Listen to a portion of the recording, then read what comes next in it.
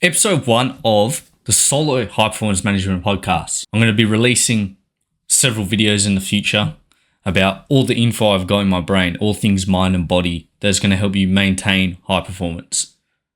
What I want to talk about today is the communication you have with yourself, which is why it's also episode 1, because I think it's the single most important thing that you can do to elevate wherever you're at to a slightly better position and get 1% better every single day. Success is an ongoing process, right? Constant iterations as circumstances change. What worked for you in the past might not be the same thing that's worked for you now or in the future. So the problem is that people keep trying to do the same things and expecting different results. So why do some people succeed and others don't? Why can some people take an idea, make it into a $1 trillion company like Apple, and then others land in the graveyard of ideas? The difference is their communication with themselves and to others. The quality of your life is based on the quality of the communication that you have to yourself. The old story about the twin brothers comes to light. You've got the alcoholic father, you've got the two sons. One of the sons becomes an alcoholic and justifies his behaviors because the fact that his dad is an alcoholic. The other brother becomes successful in spite of the fact his father was an alcoholic. And so how can two people with the same event happen perceive it differently and achieve different results? It comes down to the way that they're communicating it to themselves. They're both genetically similar. They're both viewing the same thing, completely different results. So first we're going to break down communication. There's two types. First being internal, which is the things that we picture, we say to ourselves, we feel from within. Secondly is external, which is your tone, facial expressions, body posture, and physical actions to communicate to the world. I'm sure we've all answered the phone before when you're in a shitty mood and you go, hello. Tonal. What you're actually telling yourself is, not again, I don't want to do this. And those thoughts will interact with then how you're feeling, which comes out in your tonal body language. And that's why the most important thing in sales is tone. People can come across it. People can tell when you're desperate. Desperation comes out in your voice. Please, I need this. People can tell when you're intrigued. People can tell when you care. You know, what's the difference between, yeah, that sounds cool, or, whoa, that sounds so cool? It's tone, all right? And that's your communication. Your internal communication completely changes that. So there's two types, internal and external. And the communication is ultimately what is rooted in our behaviors, thoughts, feelings, and then actions. Therefore, our communication has far-reaching impact through its effect on our behaviors and actions. So what actions we're replicating in our external and internal worlds are producing the results you have currently. In the first brother, for example, he's internally communicated that he lacked a father figure, therefore wasn't worthy of being loved or cared for. All right? I'm sure some of us have already felt this before. So what types of thoughts, feelings, and behaviors do you think that's going to produce?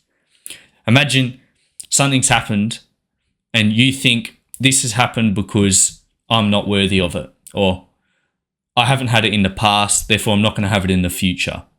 Do you think the thoughts that you're going to consistently have after perceiving that will be positive or negative? And feeling unworthy, what does that do to your state? If you can act it out with me now and say, what does an unworthy person look like? Timid, eyes shuddering, shoulders slouched, shallow breathing, low tonality, unsure, uncertain in their voice. I'm sure we've all met people who seem uncertain. You can have two people selling the same item, saying the same script. If you're coming across as uncertain and unworthy and desperate, versus someone that's totally certain, completely different experience, no? And so this is kind of what I'm getting at with the power of the communication that we have. So the reason people achieve and the other reason people don't achieve is that the words and the communication they consistently have is shit, essentially. And so this is like a big thing for me, and why I became an NLP practitioner is that back when I was depressed, I firstly wasn't aware of my internal communication.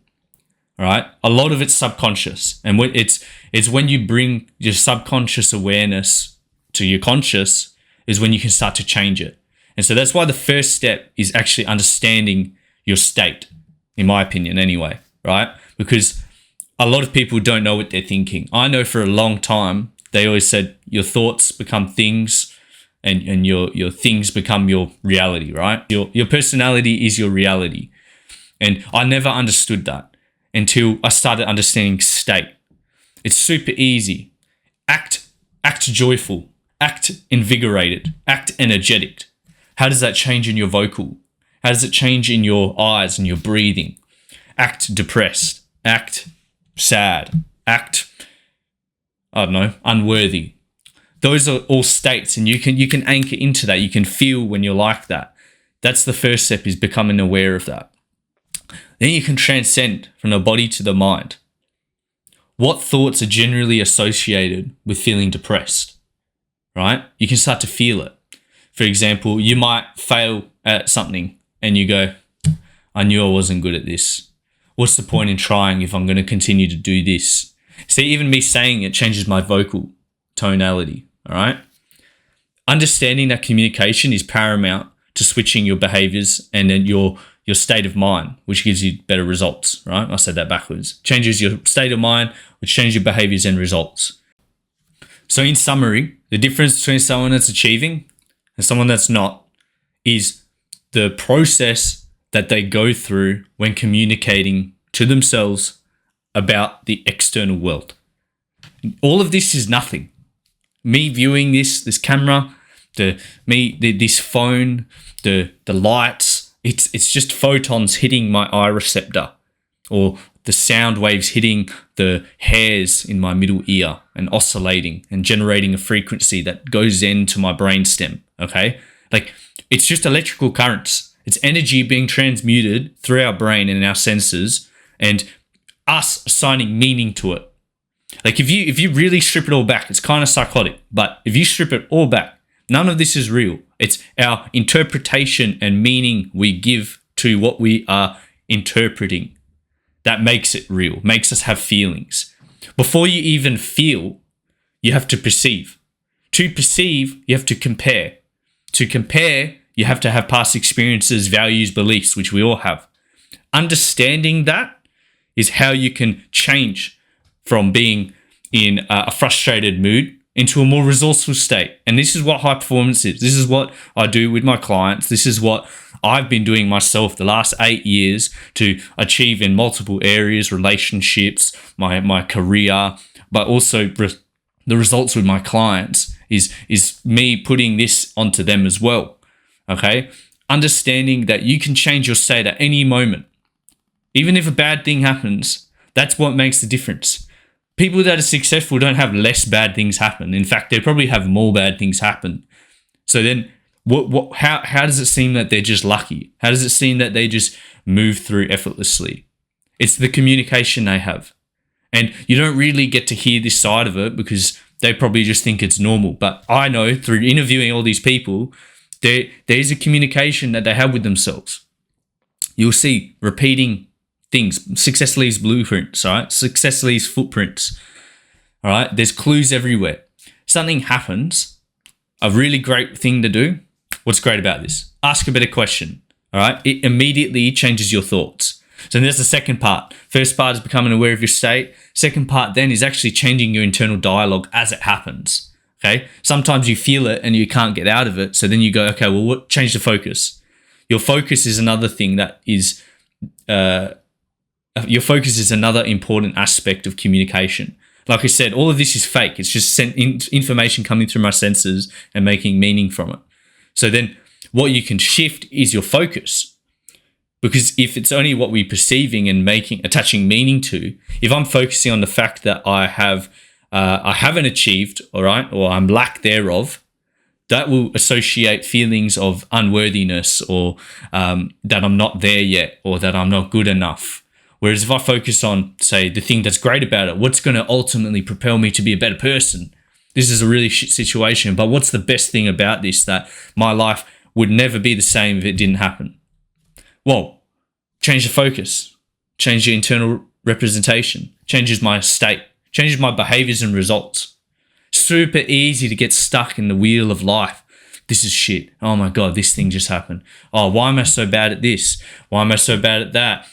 I don't think I'm ever going to achieve this. I can't achieve this. Why can't I achieve this? You see, you just like ask a stupid question, you get a stupid answer. And that's why communication to yourself and the external world is paramount to achieving anything. And that's why you see these people consistently achieve.